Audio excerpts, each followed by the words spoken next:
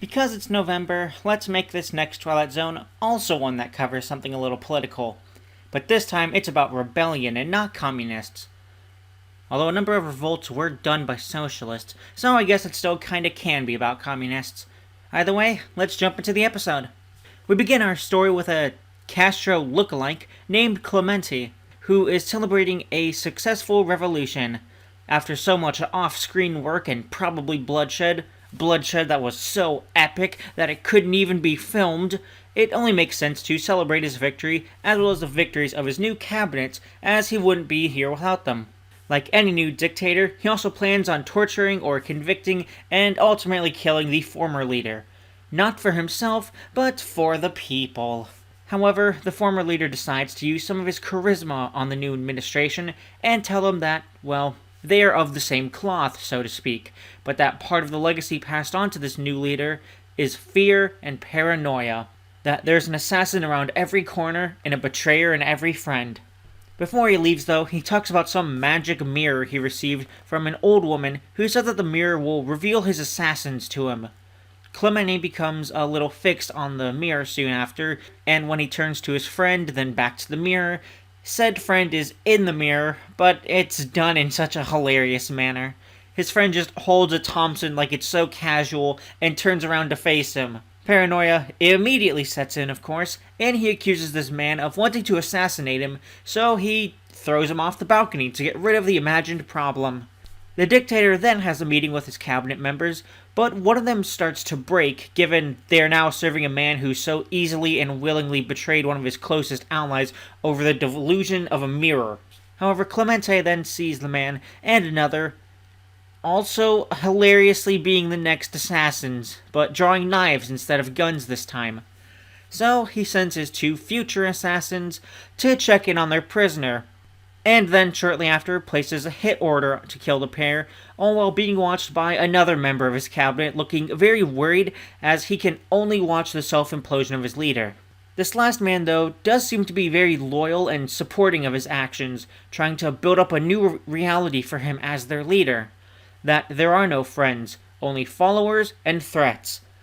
The man, of course, says he's a follower, but with the caveat that only until Clemente shows weakness as a leader, and that perhaps it is a time for change in leadership when he shows said weakness. Probably shouldn't have said that, honestly, if you wanted to keep your life, but I guess being honest also keeps the leader in line. However, he is now the next assassin, also in hilarious fashion. Oh, go on, take a sip. When offered the drink in reality, Clemente slaps it away and threatens the man, even having him answer the phone while at gunpoint and relay the message from the prison that the pair have been killed just so he doesn't give the man a window of opportunity. He then angrily tells Clemente that there was no poison in the drink, and the vision he saw of a poisonous glass was nothing but an illusion he'd made up. But it's no use, and he gets shot for trying to wake up his former friend. But hey, at least all the assassins are now dead. Just him, his thoughts, and his heart. Yeah, probably not the best situation now that I said it aloud. In the night, he gets a visitor, a priest. The father complains about the executions, but Clemente defends his actions and proclaims that they will continue so long as he has enemies. And if the citizens have a problem, well, they should just do what he did and raise an army against him to oust him. Once he's calmed down, though, he asks the father why does he have so many enemies? I mean, he's only doing such a good job as leader with executing people daily and weekly. I don't see why there are complaints about him or his policies. The father reveals to him the truth we all know about tyrants. That the enemies are unending because they keep creating them with the same methods they use to dispatch them, and the real enemy they have is the one they recognize too late. Themselves. When the father leaves, Clemente looks in the mirror and sees only himself. To dispatch of the mirror, he throws his gun, and it misfires, taking himself out in the process.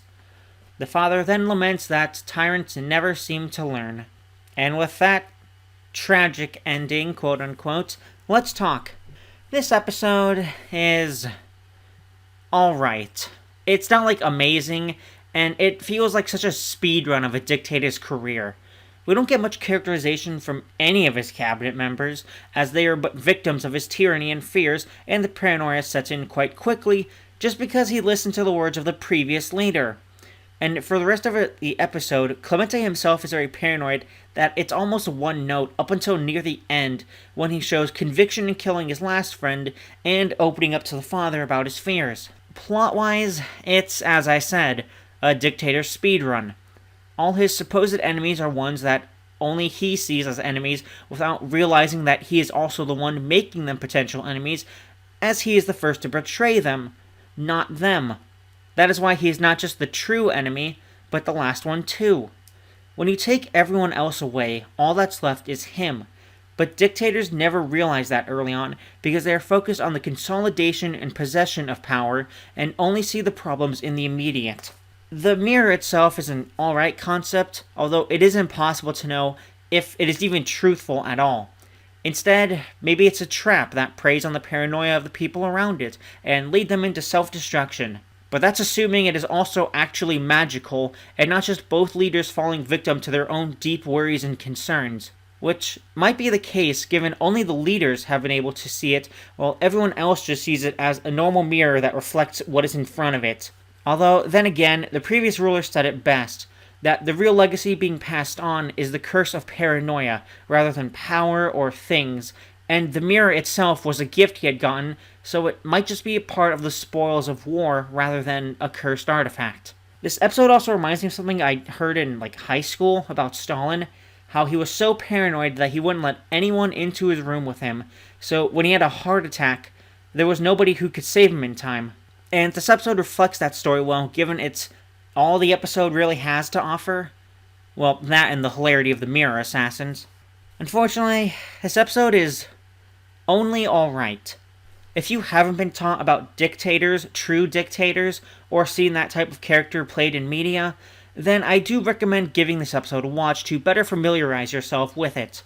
Like the Jeopardy room, I do recommend using this episode as an influence for your writing, because it can help shape your own characters if you are aware of how dictators can fall apart and unravel in either tumultuous times or slowly come to listen to their delusions.